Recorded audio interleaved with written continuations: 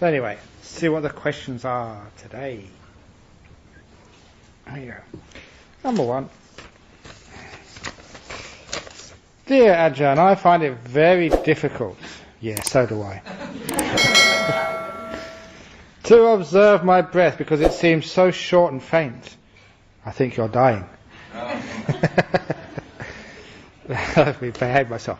I find it very difficult to observe my breath because it seems so short and faint. Also, I have the habit of taking a deep breath every time I observe it for a while. Am I being distracted or am I following it wrongly? Thank you. Okay, what happens is that as you get more still, the mindfulness gets stronger and it's easier to be able to observe the short and faint breaths.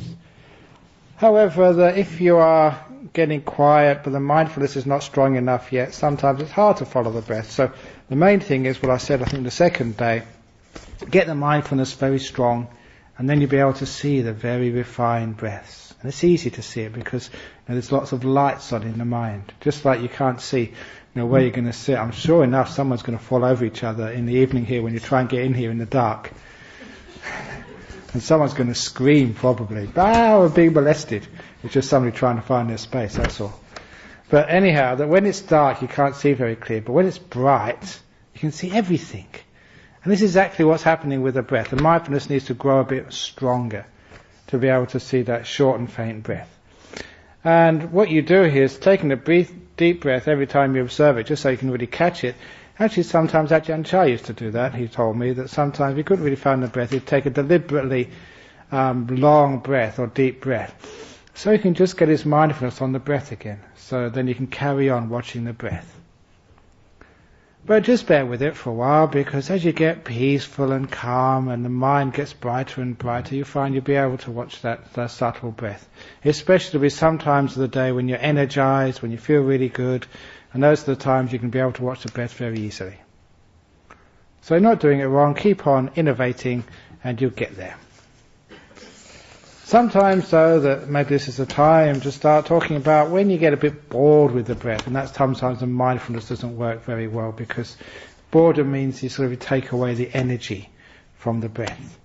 Which is why that's the time you can start messing around with the breath, and you can start doing my Ajahn Brahm's original backwards breath meditation, only taught by me, never before heard in the history of Buddhism.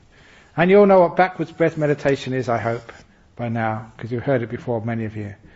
It's whenever you're breathing, even like when I asked some of you to breathe in and out 3 times and then open your eyes. You always start with the in-breath first. So backwards breath meditation is starting with the out-breath. So it's not breathing in, out, out, in, out, in, out, in. You try it. Breathe out first and then breathe in. It actually feels much different. So it's called playing around with the breath, through the backwards breath meditation. Only taught here. No one else is crazy enough to teach things like that. And if you really want to play around even more, there's also the 3 in-breaths to each out-breath meditation.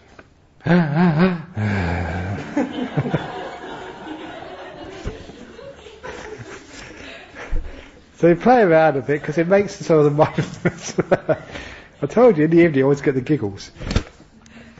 In the playing around a bit just makes the mind happy, and when it's happy it's got energy, and when it's energy you're not sleepy anymore. So play around, have fun, and then you'll see the breath very easily. Because after you have a bit of fun and games, it's so easy to watch the breath because you've energized mindfulness.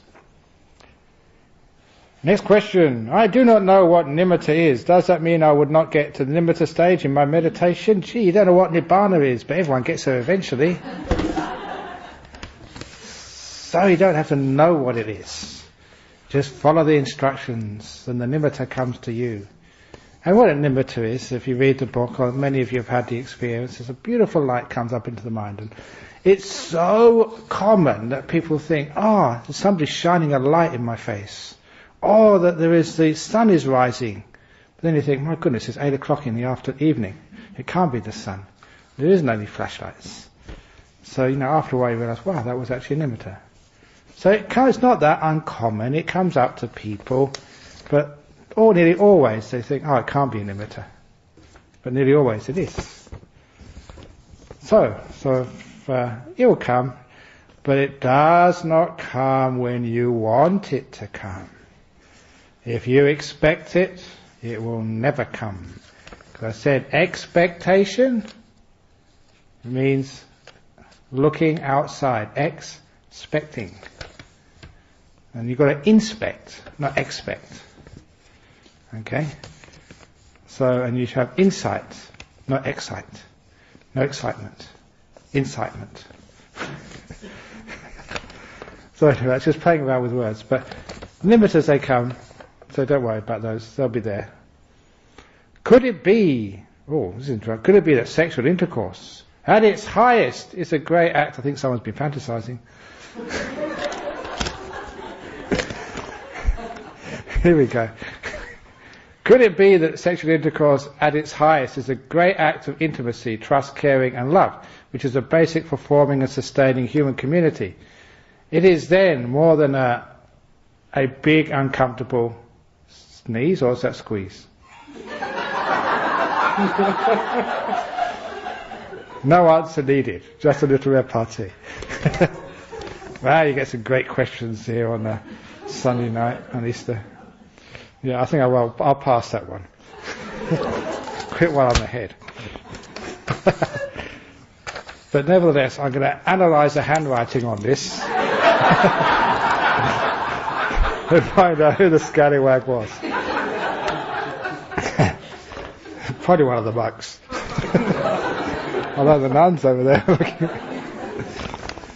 If you can remember the feelings and the inner experience of deep states of meditation from past experience of meditation, can you construct a sequence pathway into those states by arranging them sequentially, and then practice feeling the feeling sequence pathway to deeper states when you are not formally meditating?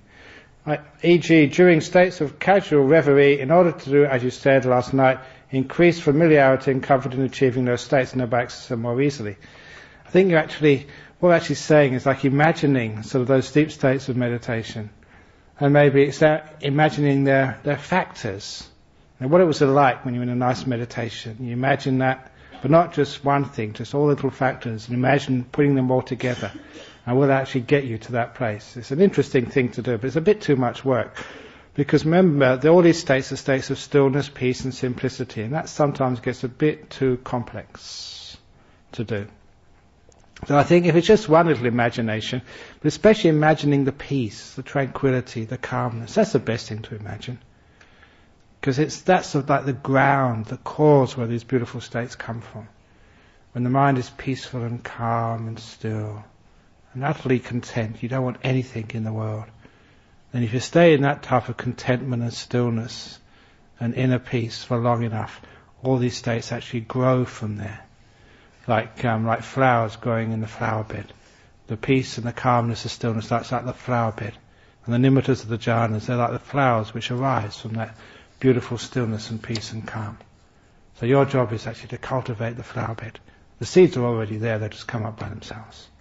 To cultivate as much peace, contentment, stillness as you possibly can. If you can't do that, imagine it. Dear Ajahn Brahm, please share with us what you see when you meditate. So N is meditation. Success part of this is actually, unfortunately I don't do SMS messages. So I think you have to sort of bear with us and just try and put all the words in. Is meditation success part of a miss to become a venerable? Oh no. Okay. Please share with us what you see when you meditate, and is meditation success part of a must to become a venerable? Thank you. Okay, what I see in meditation is peace and stillness and calm and beauty and it's so nice. So that's the main thing to see in meditation, just some peace. And is success in meditation a must to become a venerable? It's hard if you haven't got some good meditation when you live the life as a monk or a nun, simply because that's all you got to do all day. And you get bored out of your skull if you can't get some peace and meditation. Because in monasteries like even Dhammasara or Bodhinyana monasteries, there's nothing much you can do if you can't meditate. Which is why that we want to sort of encourage lots and lots and lots and lots of meditation. And it's the happiness of a monk. Actually, the Buddha actually said that the jhanas are the happiness of a monk. And it's a wonderful thing to understand that. That's where we get off on. That's our joy. That's our happiness. So it is, it's not a must, but it's very important. It's sometimes very hard to know to live like the monastic life without the meditation. And when you have the meditation, it's a great lifestyle. And no worries, nothing to do, just sit and bliss out all day and just teach a few people, share a few jokes. So it's a nice lifestyle. That you help a lot of people and you have a nice life yourself. How do we use meditation to develop insight, e.g. to help make some big life-changing decision? Remember, you don't develop insight. Just insight comes to you. Remember that story which I gave about the walking up the hillside to Bodhinyana monastery? The slower I went, the more I saw. I didn't need to develop seeing deeper. It just comes as a natural result of going slower, building up your mindfulness and not going so fast. You see more, you notice more. And there I was just noticing the beauty of the hillside. The insight notices more like the beauty of this moment. The beauty of simplicity. And the happiness of just being in this moment, not wanting anything. So, C is the Four Noble Truths. The Noble Truth of suffering is caused by craving. And you stop craving, you're still, you're not moving. And then you can see the end of craving is happiness. So it's right there in front of your eyes because you've done it. So this is actually what we mean by the insights. You have to have experience to get those insights. But I will say more about insights in a talk. The big life-changing insights will come later on in another talk in a couple of days' time. Stay tuned. Does anyone have any comments about this so far? Okay, here we go. Next question. What is a skillful way to deal with thoughts of people that have harmed us in the past without getting caught up in reliving the unpleasantness? Take them out. No, not the people. That's actually the joke of Albert Placid. Because when was it? Last October, I think. We're giving Albert Placid is the abbot of the Benedictine monastery in New Norcia. He's a really good friend. And we were doing this. It was a conference of, I think it was university or school chaplains.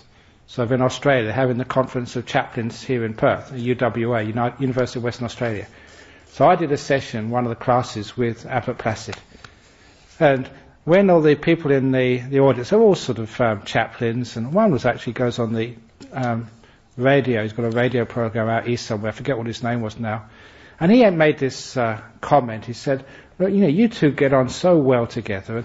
And, this is my experience as well, being a chaplain at university. That we get all the the Buddhists and the Hindus and the Christians and the Muslims. The Muslims get on." He said, "The one people we can't get on with are these Pentecostals, the born again Christians. And we just can't get on with them. We can't work with them."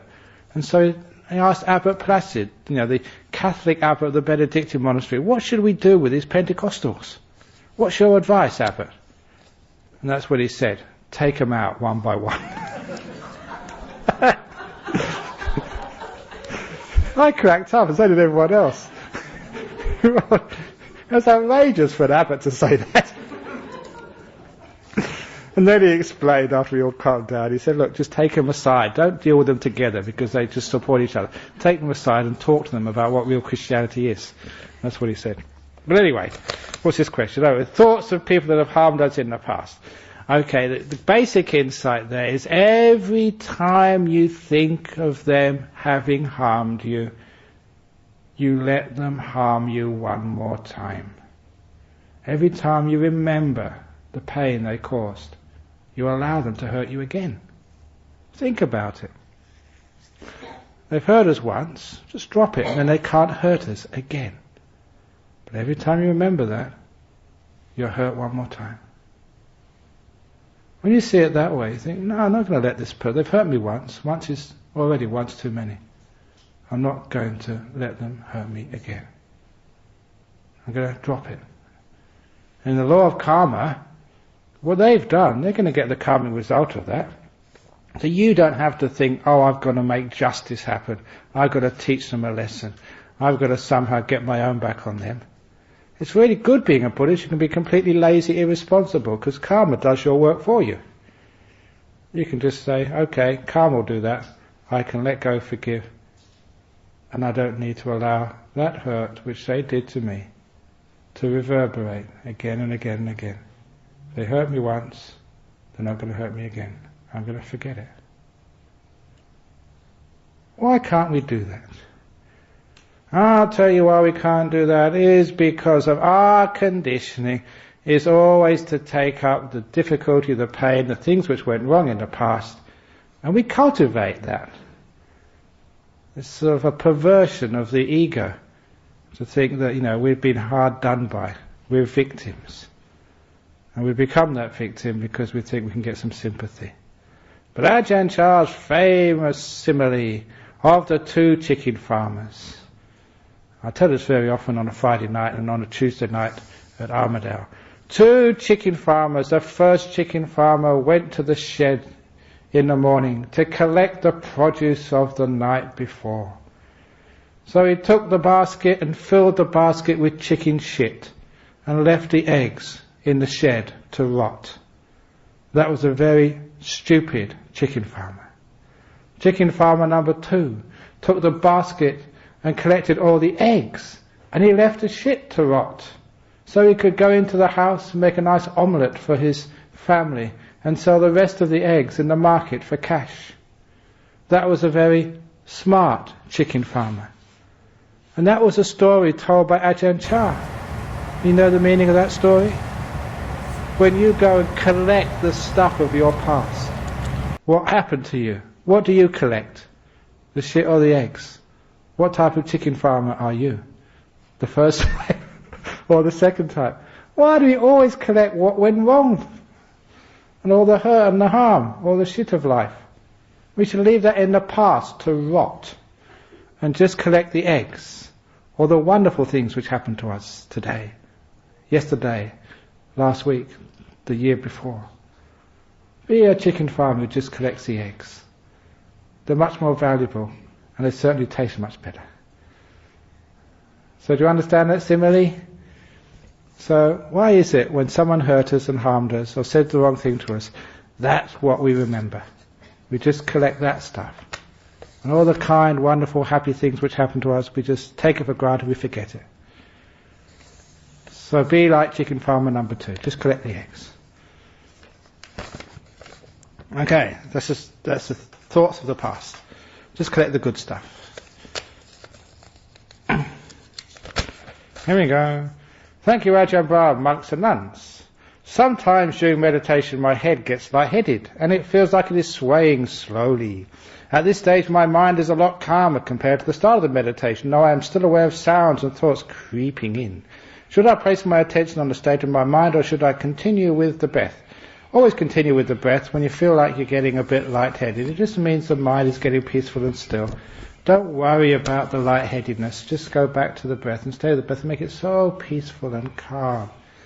And if you feel like it is swaying slowly, I could actually mention this, there's actually stages of meditation. It is basically when this perception starts to mess around.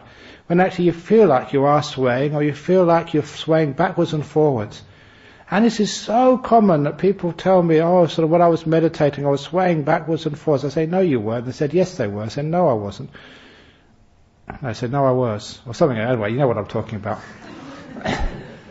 Because they say one thing and I know the other, because they feel they're swaying and it really feels like that, but you're not. And so sometimes I've threatened to get a video camera and video them, and they're sitting perfectly straight, but it feels like you're swaying. All it is, the perception is messing around.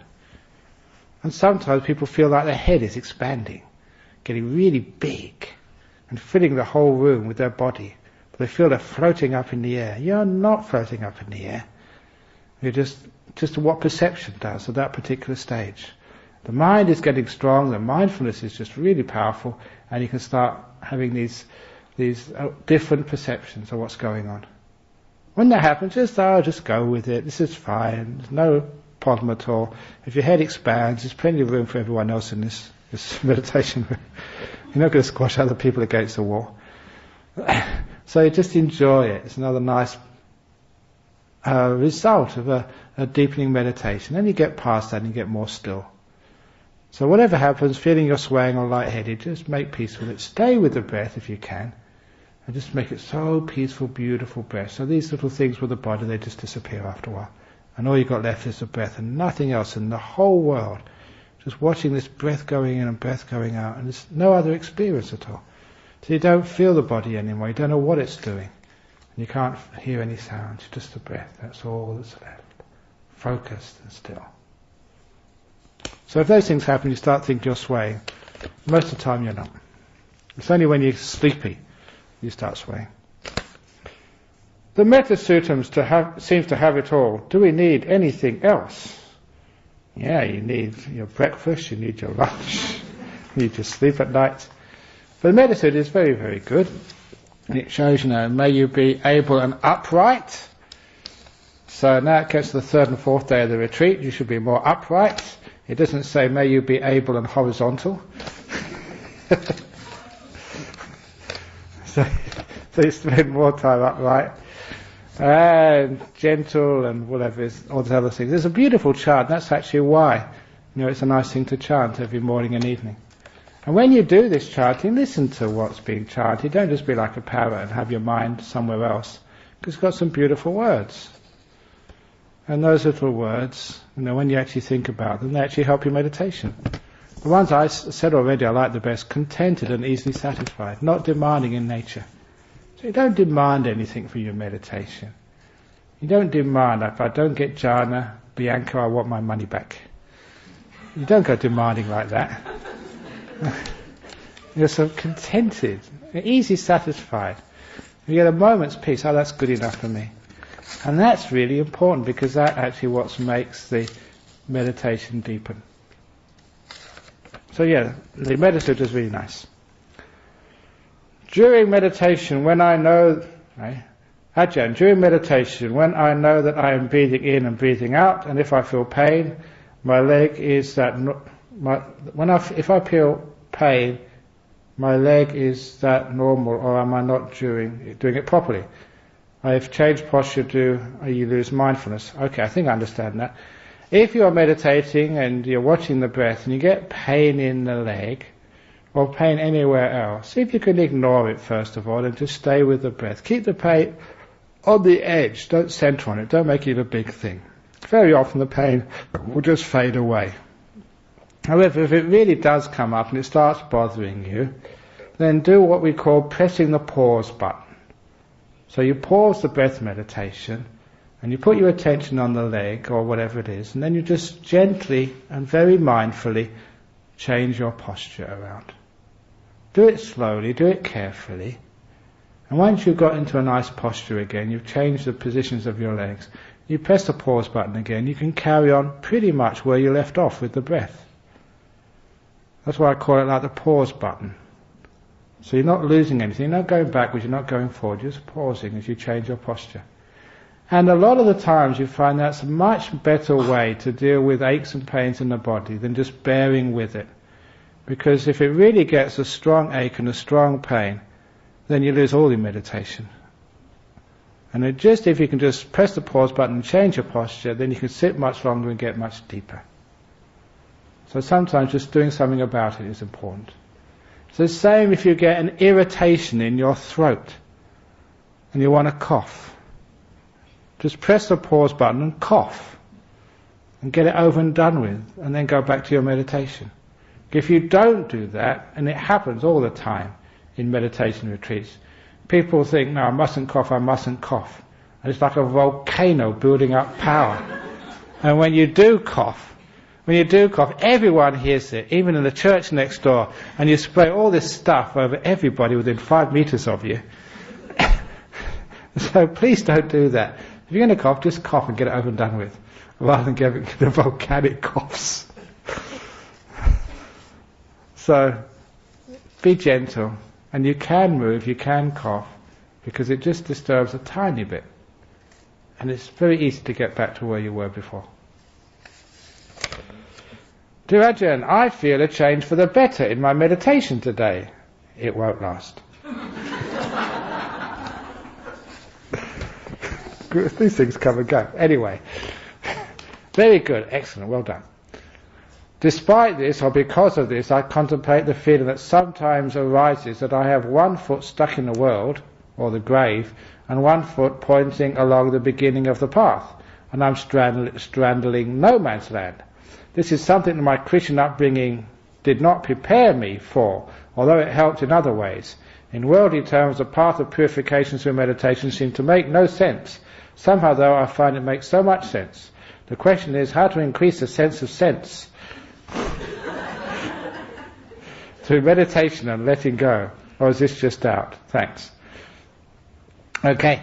Now, it's a lot of times that sometimes, instead of like thinking too much, to trust the emotions and just what feels good. Because so there was a great teaching which the Buddha gave to Upali, who became like the Vinaya expert and one of the great arahats. He gave the same teaching to the first bhikkhuni, Mahapajapati, and it's a brilliant teaching. He said, you know what the path is, what Dhamma is. And if it feels peaceful, you're letting go, it feels like you're renouncing and things are fading away and things are stopping. Now this is like the taste, the sign of Dhamma, the sign you're on the path. So you don't need too much description, but feel that path. And that's why, something I said at the beginning of this retreat, meditation is like an emotional journey, not an intellectual journey. Peace is a feeling. The bliss, of the jhanas is an emotion, which is why that sometimes people get in deep meditation, they start crying. It's an emotional high. It's not an intellectual thing. So feel your way into this meditation path. And don't need to sort of examine it and analyze it yet. But feel it. It feels good. It feels right. It feels peaceful. It feels pure. It feels free. And that's good enough. And follow that. And whenever you get to a crossroads in these meditations, you don't know what to do next because you don't remember the instructions or the instructions were never given. Feel it. This feels nice, it feels peaceful, it feels free. Go for it. And that's actually the way one makes progress. And feels one's way through these different stages of meditation. And you come, to all these edges to the next stages of meditation. And it feels right. You don't know where you're going or why you're going there until you've been there. But it feels so good, it feels so right, it feels so peaceful, it feels so pure. And that's good enough. Trust in that. Obviously afterwards, when you've been into the deeper stages of meditation, then you can analyse it, then you can know what it is. And that's when all the Dhamma and the explanations start to make sense. But before that, you have to really just rely on your feelings and your sense. Yes? Actually, I think when your life inside meditation and outside meditation starts to reflect each other and blur. But at those states you're starting to experience meditation like you described, stuff that happens all the time outside when you're going down the shopping, you're sitting there having a cup of tea, all that sort of stuff. It's blurry, and my question to you was, when am I meditating, when am I not meditating, and what is the role of formal meditation? Okay, so remember that there's a meditation we're doing here is actually to calm the mind down, calm, make it still, make it peaceful. But there's also the time when you've got to put forth effort and do things. You've got to go and brush your teeth. You can't just say, let go. I'm not going to brush my teeth. You can't, when you wake up in the morning, you can't say, let go. Remember, be still, don't move. Otherwise you'll never get up in the morning. But the point is here that there's time to put forth effort, physical effort.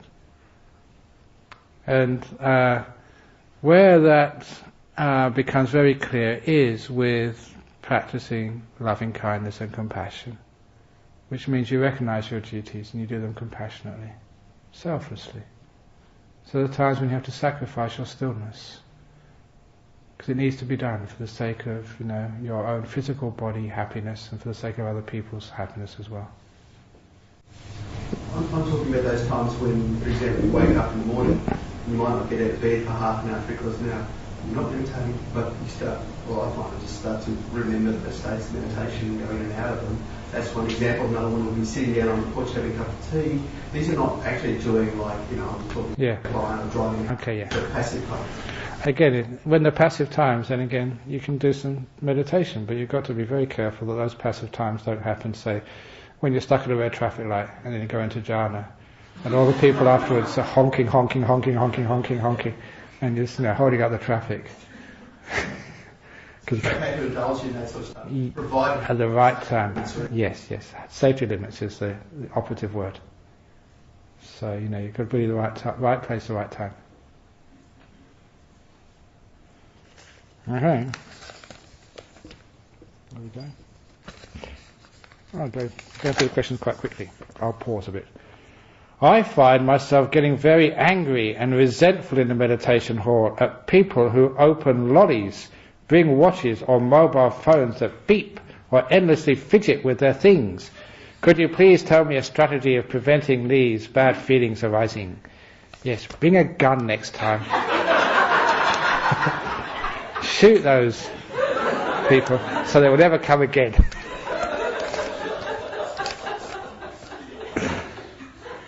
That's the only way you'll prevent it.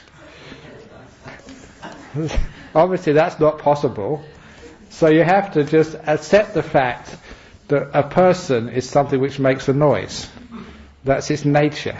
I've never yet seen a person who doesn't make a noise from time to time.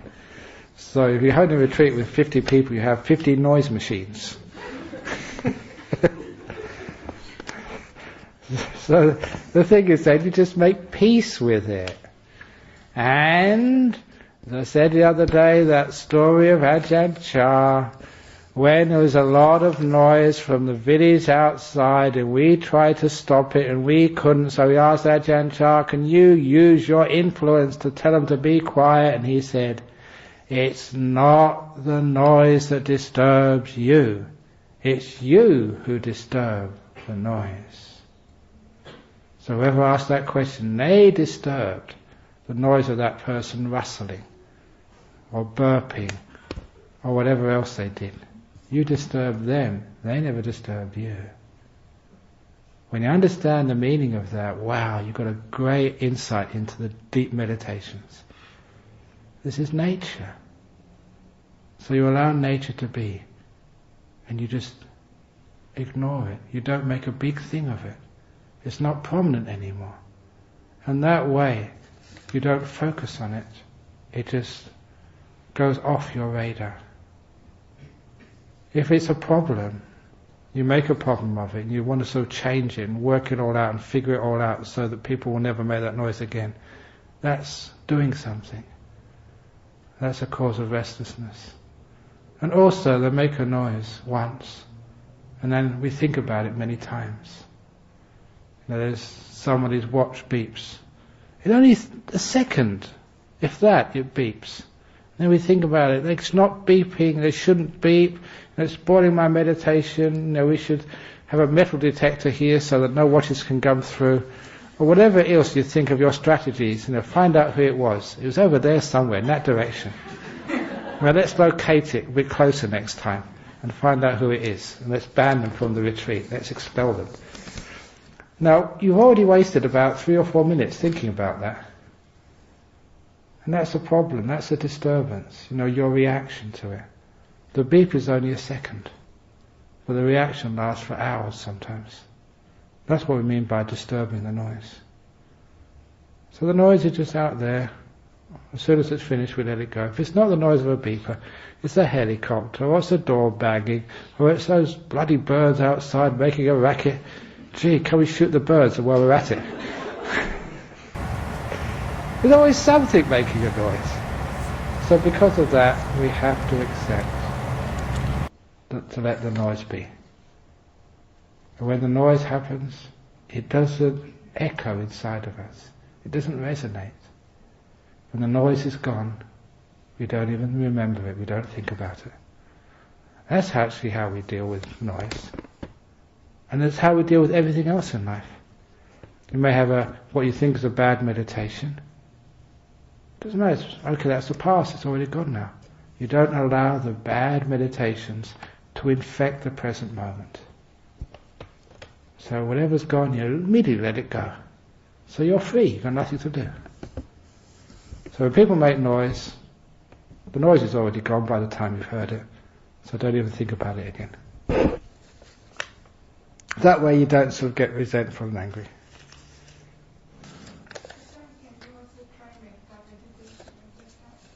You can do well, that is meditation. Meditation is the door of my heart is open to all of you, with all of your noise.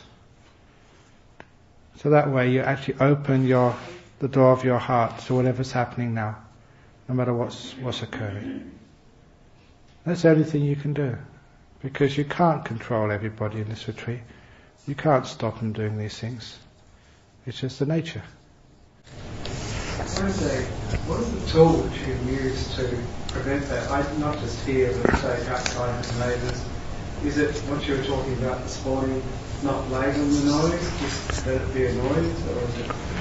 That's right, because it depends what the noise is. You know, that when those people in Thailand were playing that music, the worst part about it was I didn't like that type of music. If it was like Jimi Hendrix, I wouldn't have complained so much. It's a type of noise, isn't it? But sometimes it's nice noise. Oh, that's really nice. If it was like a nice sort of chime on their mobile phone, you think, oh, that's really interesting. So sometimes we're a bit sort of selective on what noises we sort of complain about and what noises we think are beautiful and wonderful. So, if that is your neighbour then, if it really is a big problem, you can maybe try and ask them kindly to please be calm, please be peaceful, and maybe don't sort of put that on at that particular time. But in the end, you can't control them. So in the end, you just don't allow what other people do to take away your happiness and peace. You can make peace with the noise, not make peace against the noise. Make peace with it. If you can't sort of stop it, then just allow it to be.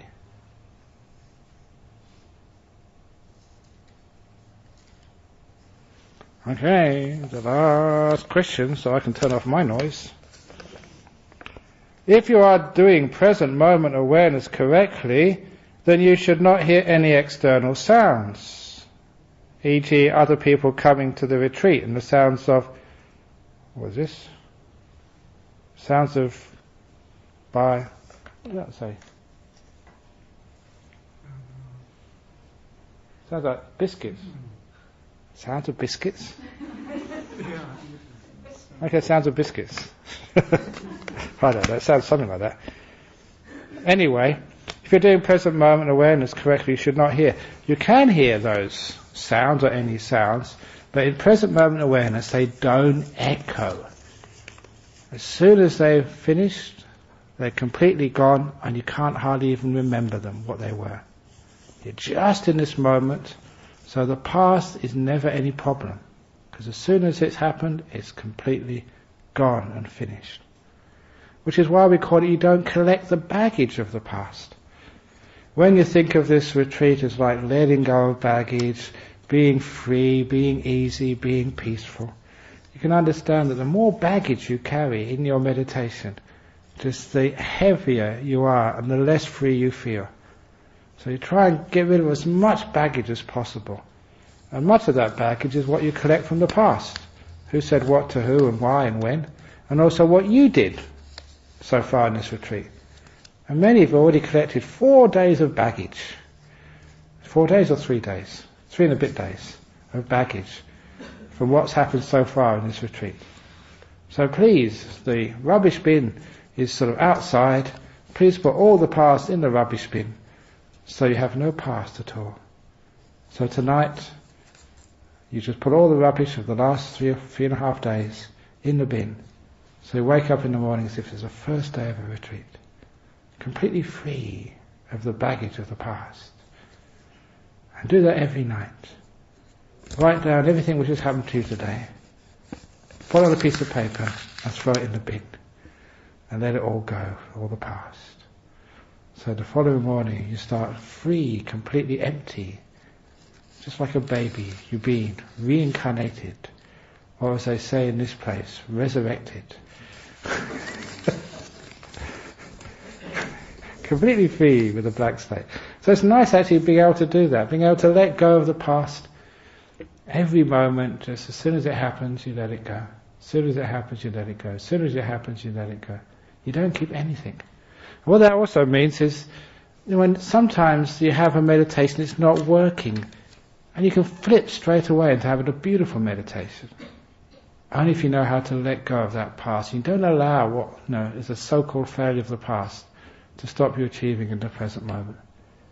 And it's wonderful, just you can do that. You can be completely free of the past. It doesn't matter what's happened. It's not going to affect what's occurring now in the present moment. So that way you can actually be peaceful. And it means whatever has happened, you don't take it back to your bed at night, so you can sleep very peacefully and you wake up empty. A new day. And you're not carrying anything into the morning. So you literally are like the person with no possessions. I'm not talking about your material possessions, I'm talking about the mental possessions. Because we possess the past, and we accumulate it, and as I said, we usually collect the negative stuff.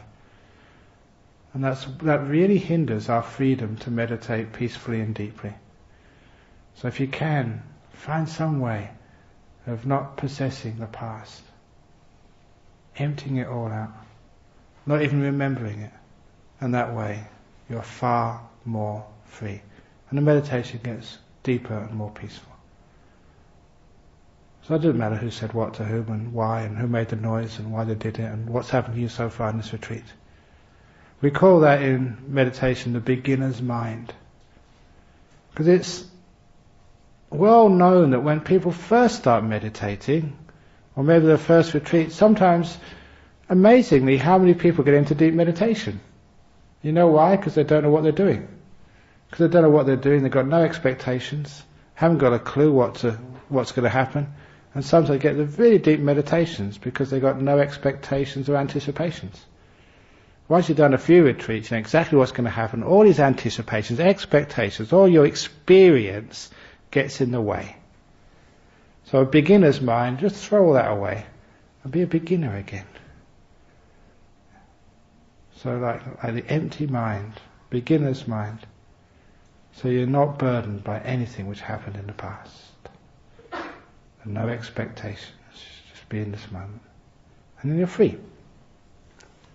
So be a beginner, a beginner's mind. It's also you don't get so critical of yourself if you're only a beginner. People have been on these retreats 6 years, 10 years, you've been a monk for so long. I better get my act together. No, just be a beginner, it's much more fun. So, any comments or questions about that so far? I went through the early questions too quickly, so now I'm ad-libbing, playing for time. We've got another 10 minutes to go. Yes? Is expectations, when you say drop expectations, like, is the only way to do it is to know that you've got the expectations, awareness, how you drop it? Awareness really helps, and also just little strategies. So expectations, it's... I was going to give this talk later on, but I'll just give a little preview of a little talk on how to let go even more. We got something which we call like giving. When you give something, sometimes people expect one of these receipts where you can claim back on tax afterwards. Or they expect they can get their name on some plaque on the wall that you were the great donor. Or they can expect that your name will be announced and everyone will clap. Now Irene donated 50 cents to the retreat centre. Or whatever. But there's expectations from something you'd give is what we call doing a business deal. You're getting something back for what you gave. And instead of doing that, we can have this pure giving. So you give all of your mind to this moment. Just out of faith in the Buddha, if you like. You don't expect anything back at all. You don't expect peace, you don't expect stillness, you don't expect jhanas, you don't expect enlightenment. Because if you do, you're doing business. You're a business meditator, not someone who's letting go. You're trying to get something out of it. And that's what expectations are. So because, we live in a business society, and I don't mean just, with money, it's a quid pro quo, I help you, then you help me back. We always expect something from our endeavours. And we have to look at it a different way. This is not trying to get something, it's trying to let go of things. We don't meditate to gain, we meditate to abandon things. So that way the idea of expectations gets almost like obliterated. We get beyond expectations. That's not what we're there for. We're trying to abandon things, not expect and get something later. And that's what pure giving is. We give expecting nothing back in return. Not business. So I give to the moment when I meditate. Don't expect anything. Don't expect jhanas or enlightenment. I just give to this moment. When you're giving, that's the fastest way to jhanas and enlightenment. So you say that I'm giving a dana next time you meditate. I'm giving all my energy of my mind and my body to the Buddha, Dhamma and the Sangha. By just giving it to the moment. I don't expect anything back. No recognition. No sort of tax receipts. Nothing. Just pure giving. That's called letting go. And that way the expectations, they vanish. You're in the moment. Abandoning, not trying to get anything. Does that make sense to you? So that's a great actual way of actually, giving to the moment. Full 100%. Not expecting anything back. And you get so peaceful that way. You get so much fun.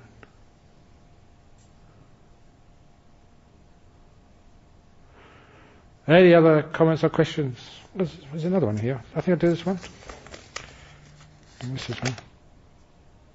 Oh, actually, where did this one come from? It must come from the Devas. I'll just put it in there. Dear Ajahn Brahm, is it important to be here now, wherever we are or whatever we are doing? However, in this increasing hurried world of ours, multitasking seems to be a necessity. Can you comment, please? Yeah, okay, be here now, wherever we are, whatever we are doing. Of course, you shouldn't always just be here now. You should also be planning where you're going to go next sometimes. Because I've got a plan to go to the toilet soon. And I'm not going to do it here and now. That's called pee here now.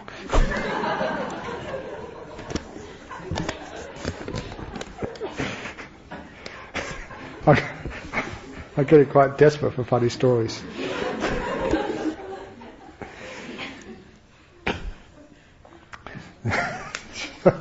Don't encourage me. So, there's a time to be here now and be in the present moment. And that's where we're meditating. But there's also a time when you've got to sort of plan what you're going to do next. But the thing is, with most people, we plan too much. And when you're sitting down on your cushion, that's not the time to plan. That's the time to be here now. But when you're actually cooking the dinner or the lunch or whatever, or you're doing your chores, then you have to sort of go to those places. You've got a plan to get there. You have to have some future awareness. But the point is that when you're sitting meditation, that's the time to be here now. So as I said earlier, you put your effort in to get to the cushion or the stool. Once you're at the stool, then you let go and you're just here now. But you've got to get to the stool first of all. You've got to go to the toilet first of all, otherwise you're in big trouble. And increasing this hurried world of ours, multitasking seems to be a necessity. Can you comment, please? Yes, you can do multitasking. When you're in the toilet, you can watch your breath. Sitting there, breathing in, breathing out, breathing in, breathing out, breathing in. But please don't get into jhana, because somebody might be waiting to use the cubicle next.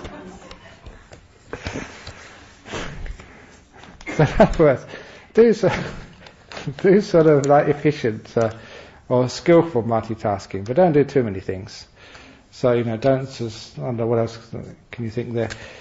Don't just do walking meditation and breath meditation. That's actually a good point. Don't do walking meditation and breath meditation at the same time.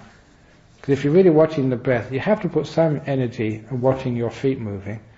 And, if you do, try and do the breath as well, actually your mindfulness is split between the movement of the feet and the breath. Because you have to know the feet are moving to actually know where you're going for safety. If you're just really on the breath and focus on the breath, you don't know where you're walking. So, to try doing the breath meditation while you're walking, you'll be splitting your mindfulness in two places. And so it's not very successful. Can you do that with combining the breath with walking? In other words, in tune with the walking? Like Ajahn does that, he talks about that. It's not such a good thing, because then the breath, neither the breath is natural nor the walking is natural. Sort of, the breath impinges on the pace of the feet, and the feet impinges upon the rhythm of the breath. So it's much better to do one or the other, but not both. And for those of you who get very hungry in the morning, you can do multitasking by having a spoon in each hand. But please don't do things like that. Okay, I think I've had enough now. So it's 9 o'clock, I managed to spin it out. It looked like many more questions there today, so there wasn't that many after all. So hopefully you've enjoyed today so far, and the best is yet to come. So the night is still young, it's only 9 o'clock, and you can ask yourself, what time do you go to bed when you're at home? So why go to bed now? How many of you go to bed at 9 o'clock when you're at home? You do? My goodness. I'd never believed that someone would actually put their hand up for that. Okay, so those who put their hand up, you can go to bed now if you want. Those who didn't put their hand up, no, just take it easy and do what's necessary, but don't get too lazy. Now's the time to start encouraging a bit more energy up, and it's a very cool evening. And sometimes that when you've meditated all day, you do actually get some momentum up of peace and stillness. And so it's a waste of time, wasting that by going to bed. If you've got some stillness and you've got some peace, you've got some energy, stay up a little bit longer, just meditate a bit more, try it out. If you do actually go a bit later, you can always sleep in the morning.